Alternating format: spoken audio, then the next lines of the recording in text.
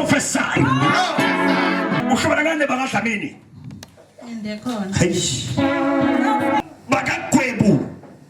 Zakhayikithe ngimo kaGwebu. Wakagwebu wena.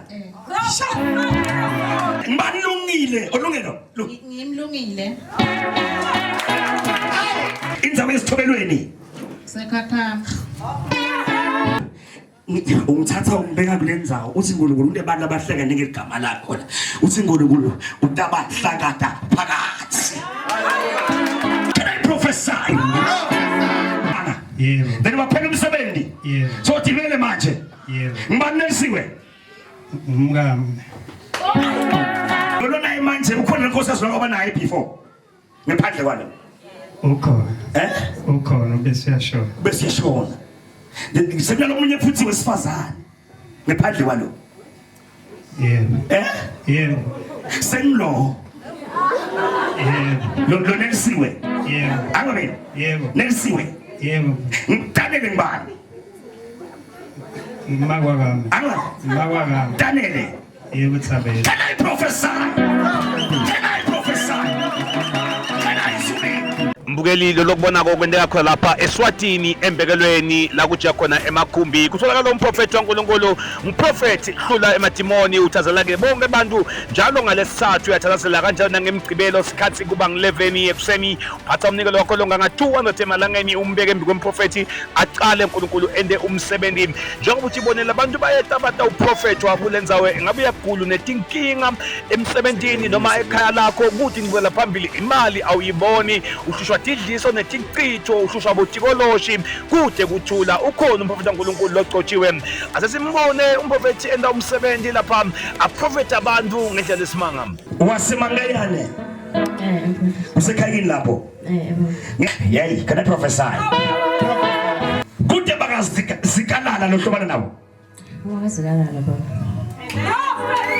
baphilile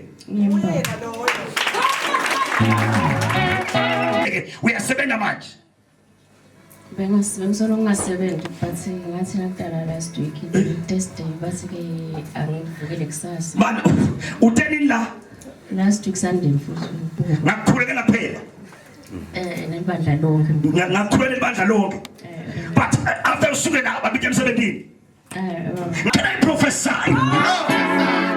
thande ngegama lakho baba uthi uNkulunkulu utakwela uthandzeke emehlweni abantu uqele kufela kusona sonke fele vephelile bengimadima kakhulu nje emsebenzini bengimadima ngikhala vele nje uMlungu uyangibida ngayi office naku office bathiwa wathi uMlungu manje asika HR uzafika HR wathi bathi kude umsebenzi asihambe sibasimikise emalayinini asifike emalayinini babathatha abantu babhekisale bangithatha mina bathi angingena emalayinini bangifundisa omnye umsebenzi wangu-QC ngiyasebenza kahle babi kakhulu akusiba sifukume wangibida nemvana ngihleli naye lapha ngathi ngisibonana nemvana ngamthethe ufuna umsebenzi umvana sisona awuthola ngalesibili ngisagadze lokho babe baba wakami abekasebenza sangasebenzi kahle futhi better nje yeah amshaya into South Africa ukukhuluma yasebenza yawena ngabe sowukhathele inkinga empilweni yakho impilo yakho imenza wonye uvela ngemabhadi nangemashwa songesikhathi kuphela umsebenzi umshado wakho uyabhidlika uyantenga utholi bantwana kunekugula lokusemthimbeni wakho unemqwepo unesidliso lendo iyakuhaya ebusuku nemini lapha esifubeni sakho awukhoni kulala ulala botikoloshi kude kuthula ekhaya lakho leniqhubekela phambili kude imali awuyiboni lalela khona umprofeti kaNkulunkulu umprofeti hlule emadimoni uthasela abantu lapha embekelweni la kujika khona emakhumbi njalo ngalesithathu kanjalo nangemgcibelo sikhathi ngu11 ekuseni uphatha umnikelo wakho longa nga200 emalangeni kusitwe bantu kulenzawo kuyaprofetwa bantu bachothi inzabatako ligama lemsakatho wakho utawulati mawusuka kule yenzawo akhona ama prophetic tools otafika wathola kumprofeti latakuniketa wona uhambe uyokulwa ngemandla unqobe lapho utabe khona asibuke nange ema prophecies umprofeti kaNkulunkulu uyaboniswa kudlo kutawundlula kuye utakutshela konke lokudzinga ukuthi ukwati ucethe lapho usitakala kubeke etandla akuthandazele asibone na iprofesi bakamaziya lothobana ngamaziya yomaziya